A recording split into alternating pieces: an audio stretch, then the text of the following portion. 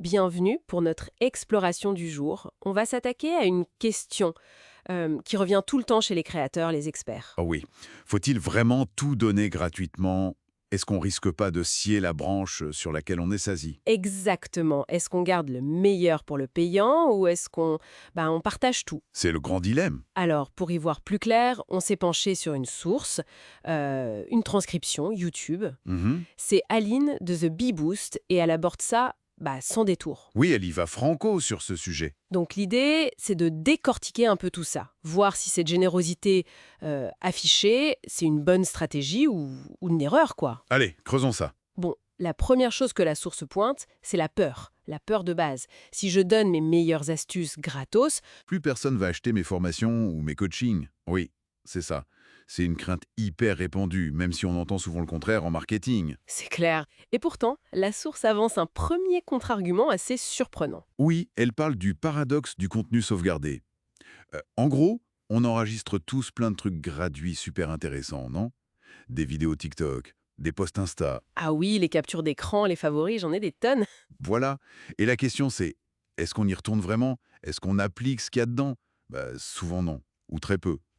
Pas faux. Donc l'idée, c'est que même si on donne beaucoup, ça veut pas dire que ça annule le besoin d'acheter. Exactement. Parce que l'information seule, ça suffit pas toujours. Et c'est là qu'interviennent d'autres besoins. Lesquels alors? Bah, la source en identifie deux principaux. Le premier, c'est le besoin d'être accompagné. Le faire avec. C'est-à-dire? C'est-à-dire avoir du feedback, de la réassurance, que quelqu'un adapte l'info à notre cas précis. C'est la valeur du coaching, d'une formation où on n'est pas seul. D'accord. Et le deuxième besoin? C'est le faire pour, Tout simplement. On a l'info peut-être, mais on n'a pas le temps. ou pas l'envie. Ou on trouve ça trop compliqué, trop technique. L'exemple de la machine à laver qui tombe en panne, c'est parlant. Ah oui. On pourrait trouver un tuto pour réparer soi-même. Mais bon, on appelle souvent le réparateur, Mhm, pour que ce soit fait et bien fait. mhm. Ça me fait penser à un autre point soulevé, cette idée que l'expert oublie que c'est compliqué pour les autres. Ah oui, la fameuse malédiction de la connaissance. Exactement ça. C'est exactement ça. Qu'est-ce que c'est exactement? Mais quand on maîtrise un sujet à fond, on a du mal à imaginer que ce soit difficile. Créer un site web pour un pro, ça peut sembler simple. Mais pour un débutant, C'est une montagne. voilà. Et cette facilité, cette expérience, ce coup de main, ça se transmet pas juste dans une vidéo gratuite, quoi. C'est ça aussi la valeur payante. D'accord, je vois. Donc si on suit cette logique, partager généreusement, ça devient moins effrayant. La source dit même qu'il y a plusieurs issues possibles et plutôt positives. Oui, en gros, trois scénarios.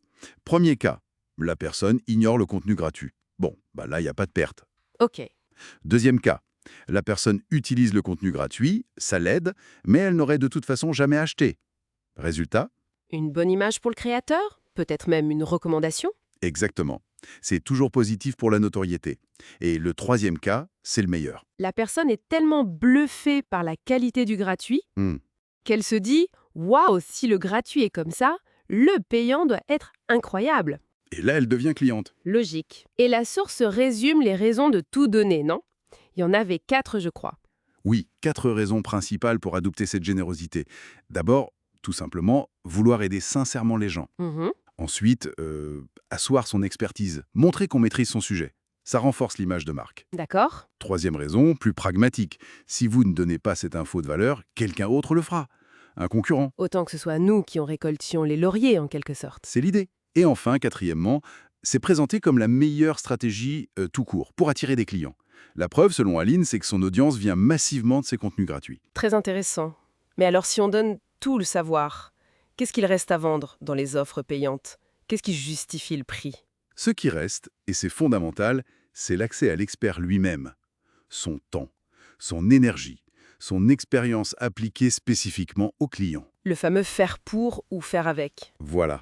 Le sur-mesure, l'accompagnement personnalisé, ça, aucun contenu gratuit ne peut le remplacer. C'est ça, le cœur de l'offre payante. Il y avait aussi un point sur l'originalité, non? Surtout maintenant. Ah oui, très important. Avec l'IA, le contenu qui se ressemble partout, se démarquer devient crucial.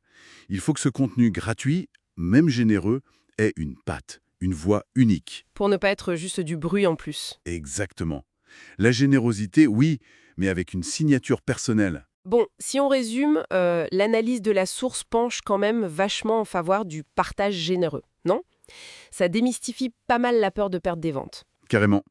Ça suggère que les bénéfices, confiance, visibilité, autorité l'emportent sur les risques supposés. Donc la question n'est peut-être pas tant s'il faut tout donner, mais comment le faire de manière unique. C'est une excellente question pour finir. Si tout le monde devient généreux, comment faire pour que notre générosité résonne différemment? Quelle est cette touche personnelle, cette approche qui crée une vraie connexion et donne envie d'aller plus loin? C'est peut-être ça le véritable enjeu aujourd'hui.